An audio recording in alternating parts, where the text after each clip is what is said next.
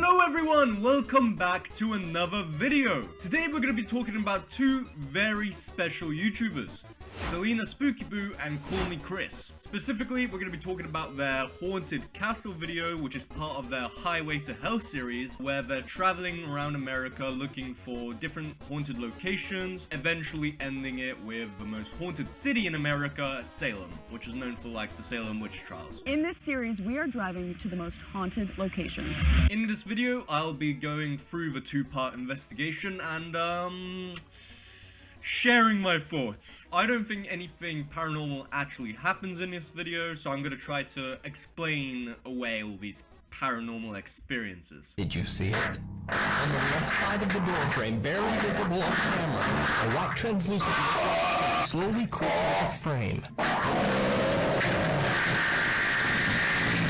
I think when talking about ghost hunting videos, it is necessary for me to kind of give some context on myself, what I think about ghosts and all this other paranormal stuff. Personally, I'm not sure if ghosts exist. I'm not all the way like, I hate ghosts, there's no way they exist, that's just stupid. But I'm also not like, oh yeah, ghosts are real. Ghosts are real for sure. There's a ghost behind you right now. But you know, I'm in the middle. I'm open to multiple possibilities here. One thing I want to make clear before starting this video is I have no hate towards either of these two YouTubers. Before I even knew that they did like ghost hunting, I was actually a fan of Chris's channel. I still am. I'm not sure why I said it like I'm not a fan anymore. Just want to clear up, I have no animosity against these two.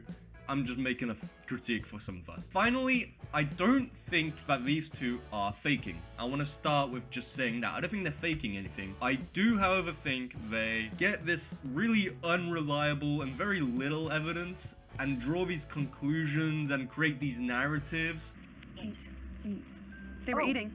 They were eating. They were out here eating. They were out here eating, so we are talking to Abigail. We are talking to Abigail. I think they just greatly exaggerate everything that happens. Okay, now that I've cleared that up, I think we should just jump right into the review. Okay, so for this part of the journey, Chris and Celina go to this old castle, which has now been converted into a university dorm. They have some tour guides take them around, they look around the place, and they do some investigations of questionable quality. We'll get to that. What I'm going to be doing in this video is I'll be talking about the backstories of the different rooms and then talk about their investigation, and then we'll move on to the next one and the next one, and we'll have this big conclusion in the end of what I think of the video as a whole. First of all, the video is made very well. I really like the editing, I like the cinematography. Chris and Celina are great in it, they're funny, they're entertaining.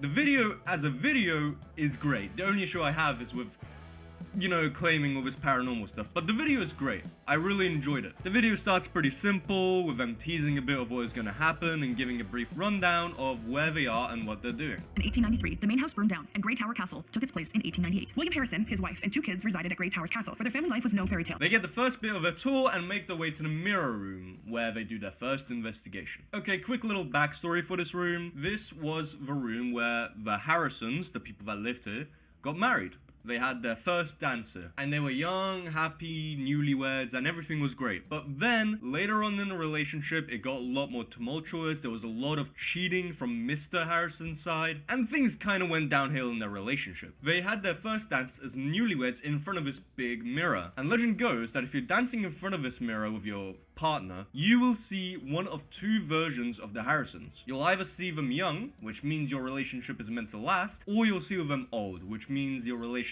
is not gonna last. So Chris and Celina do their first investigation by dancing and setting up a few devices. Now they introduce two devices, the cat balls and the REM pods. Let's talk about those real quick. The REM pod, which stands for radiating electromagneticity, which is a made-up word, by the way, is a device that basically is a scaled-down version of the theremin. The theremin is a musical instrument which you don't touch. You control it by moving your hands closer and further away from two antennas, which control volume and pitch. The REM pod has one antenna, which lights up if something interferes with the electromagnetic field emitted by the antenna. Whilst it is possible that it is ghosts somehow disrupting these electromagnetic fields, I think there's a lot more plausible explanations. Considering the fact that they're filming a video, there's a lot of electronic devices. You have their phones, might have radios, they have cameras, they have lights, they have a ton of stuff. All of that can really easily interfere with this electromagnetic field. And personally, I think that's a way more likely explanation than in ghosts, you know? We don't even know if they emit an electromagnetic field. Why would anyone assume that? Anyway, the other device they use here is the cat balls. Now these are just cat toys. Basically, when these are moved, they light up and start flashing, supposedly because a ghost blew on them or something. In theory, these sound reliable, but in practice, it doesn't really make much sense. I mean, think about it. Most haunted locations are in these old, sometimes abandoned, huge places, and this one's not really an exception. It's not abandoned, but it's still old and massive as well. So think about if you have this really light, round object on the floor, a little bit of wind and it will move, and then if it's super sensitive, it will also just light up and start flashing. My point is, I think it's more likely that a little bit of airflow got pushed through the room than a ghost moving in. Anyway, let's get back to the review. Now they're walking around some stuff and supposedly they hear a big door opening.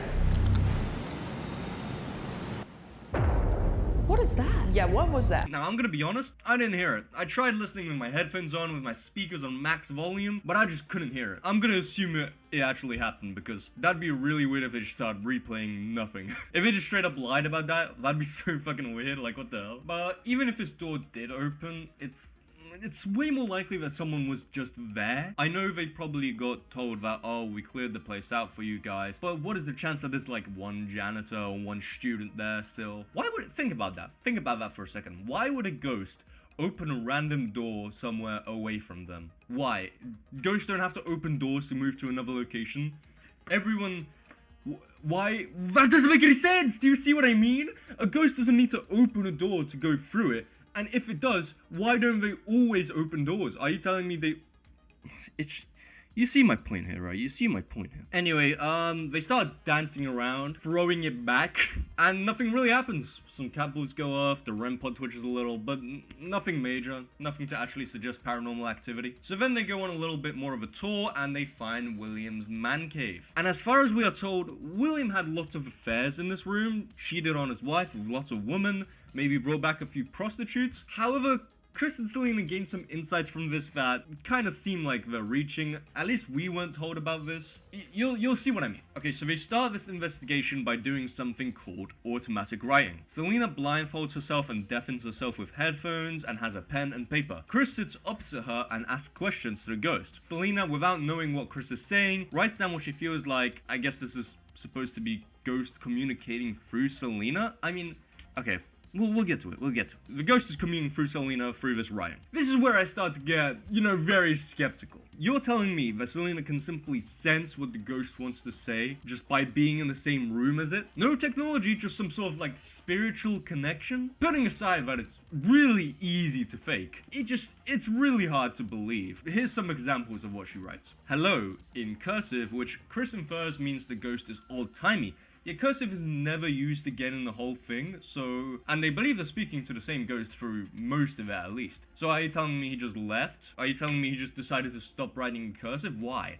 Why would he do that? It doesn't make sense, but whatever. They also wrote morphine, ZZZ, and have a drink. Those are also written. The girls infer this is William saying he drugged women, which isn't impossible given what we know about him. We don't actually know that this is true as far as the viewer is concerned, at least, but fair enough. Okay, they can maybe draw that conclusion. William, supposedly William anyway, keeps repeating phrases like ZZZ, and other ghosts, supposedly his female victims, say stuff like he is bad. From this, somehow they infer William murdered these women, understanding things like ZZZ as eternal sleep. Whilst it is possible that William killed the woman he took advantage of, that is never stated to us. That is never told to us. We've never been told that William is a murderer, like a terrible person, sure, but a murderer? Maybe it is true, maybe they're leaving out some information to the viewer. It just seems like a bit of a stretch and they're trying to spin this narrative which may not necessarily be true. Celina is then pulled out of the automatic writing since she feels like someone is standing next to her and feels their body pressure. Okay, someone just standing against me? No, nobody's standing Like there. no one's literally leaning against me? Nobody's standing there. Okay, I feel like full body pressure against me, like watching, like... I can't prove that she didn't, and yeah, that's pretty fucking weird, so who knows, maybe ghosts exist. There's no way to know from the video, so you can take her word on it if you want, but there's zero proof. She describes hearing voices over the static apparently, and even makes out some words. Not to doubt her, but that seems like a bit of a lie. I'm sorry, but there's no way I believe that you just hear the voices of the dead. They're not using like a spirit box either or something to communicate with them. Okay, so to clear things up, I did notice that Celina's actually wearing headphones and she talks about static, which means there is some technology involved, but I don't think she's using like a spirit box to communicate with the dead. She's just using like white noise static. So I still don't think she's doing any of that. I still think it's a purely spiritual connection for her, so my point still stands. Just wanted to clear that up because I said she didn't use any technology earlier. Thank you, let's get back to the video.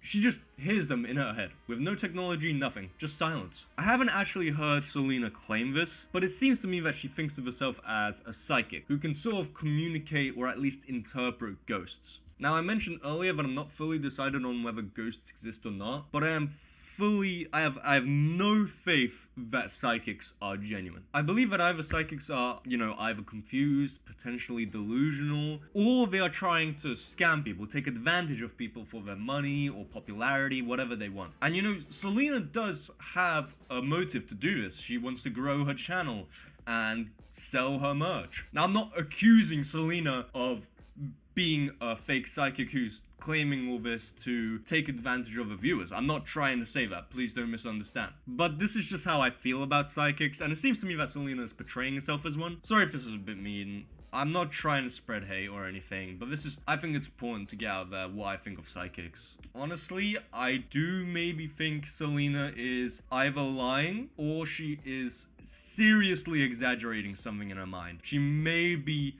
heard something slightly, well, I don't know. It's weird. It's also possible. Some people think in really weird ways. So, there's people out there who see subtitles when people speak. Like, actually see subtitles. Maybe psychics, some of them, have a kind of thing where they know certain information and they think they hear voices repeating that information. They have some sort of auditory thing going on in their brain. It's hard to explain. I think it could be possible. Maybe some psychics genuinely believe they are psychics. Anyway, they finish up in this room and move on. By the way, real quick, at the start I mentioned that I thought the video, as a project, the video itself was good, well edited.